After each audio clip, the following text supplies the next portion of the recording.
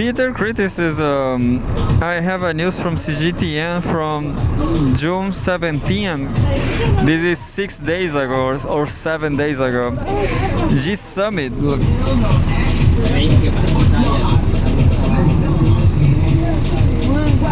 G7 Summit, a geopolitical tool for US interests.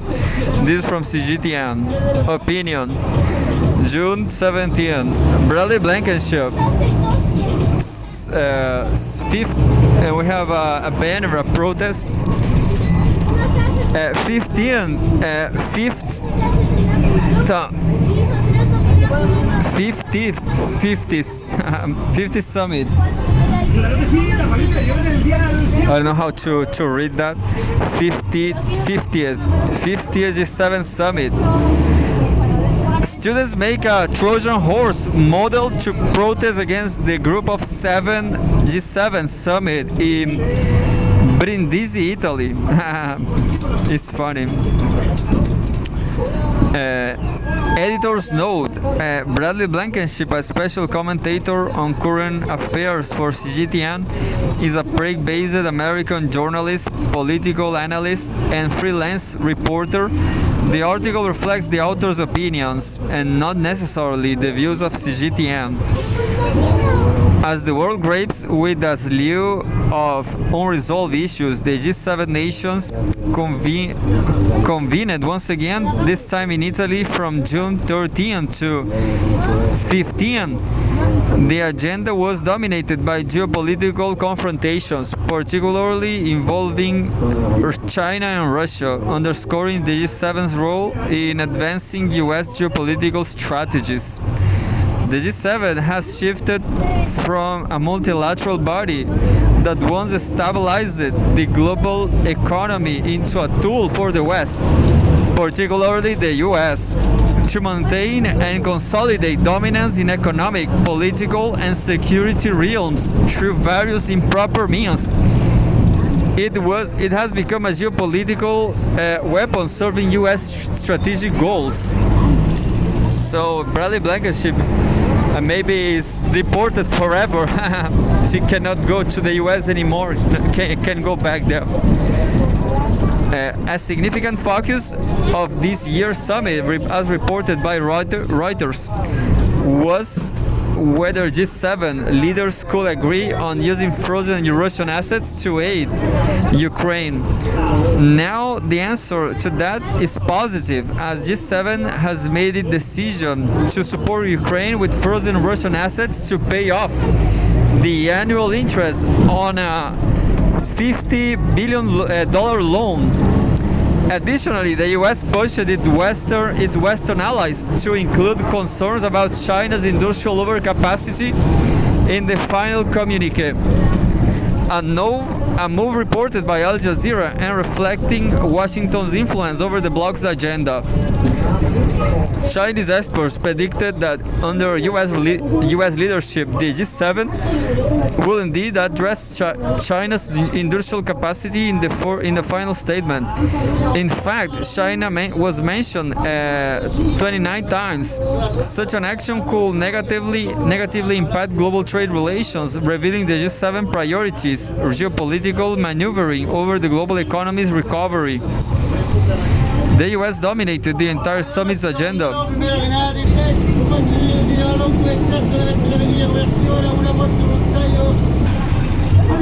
The US dominated the entire summit's agenda to align with US President Joe Biden's election interests. This involves binding Europe to the Ukraine issue and curtailing China's production capacity to garner local votes. In a sense, this G7 summit can be seen as an expanded summit of the US National Security Council. While the summit's first session, focusing on Africa, climate change, and development, ostensibly emphasized serious global threats, the G7's actions towards China's green industry expose its hypocrisy. Addressing climate change effectively requires genuine alternatives to traditional energy sources. Yet the US announced additional tariffs on Chinese electric vehicles following Biden's quadrupling of tariffs. leaders suggests a strategic suppression of China's advancements in green technology. Furthermore, according to Reuters, US officials expected the G7 to issue a stern warning to smaller Chinese banks to cease aiding Russia in evading sanctions. This further demonstrates the G7's reduction to a tool of US geopolitical struggles. The West stigmatizes normal economic exchanges between China and Russia, forcing countries to take sides and exacerbating global confrontation, highlighting the G7's narrow-mindedness. I have a photo here for the leaders of G7. Parece que a mí me están haciendo el short blanco. Hay todo eso. Giorgio Meloni it is beautiful on that hair. I don't know this guy. This guy I don't know who is. I don't know who is here. Maybe let's see, Canada, Germany, France, United Kingdom, United States, Italy, and I'm not sure who is this guy.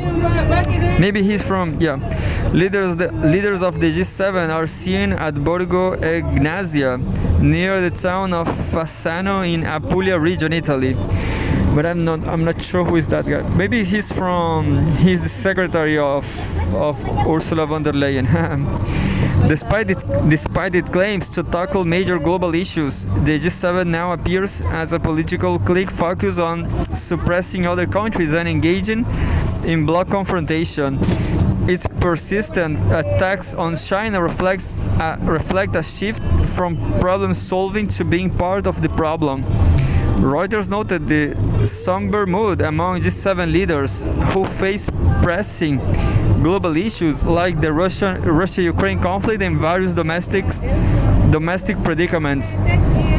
Ideally, this summit should steer the world towards stability and unity, fostering cohesion within the leaders' own countries. However, if Western nations continue to follow the US in containing China and Russia, they risk exacerbating their domestic crisis and making international conflict harder to resolve. Experts believe that this summit, under these conditions, still will struggle to produce significant results and may instead yield more destructive outcomes. It will make the G7 more divisive, destructive, and confrontational in global affairs, further highlighting its role as a tool and vassals of US geopolitics. In the wake of the latest G7 summit, the world is watching to see whether it will address global challenges constructively or remain ensnared in the geopolitical machinations of its most dominant members. The G7's current trajectory risks undermining its legitimacy and effectiveness. Prioritizing geopolitical confrontations over collaborative solutions not only fails to address the world's most pressing issues, but also exacerbates existing tensions. The path forward requires a genuine commitment to multilateralism and a departure from the narrow geopolitical agendas currently dominating the G7's proceedings. Only then can the G7 hope to reclaim its role as a stabilizing force in the global affairs, fostering peace, prosperity, and progress for all. And that's it. If you want to contribute and have specific expertise, I wrote an article. They never answer me. I guess my article was not that great. I will improve.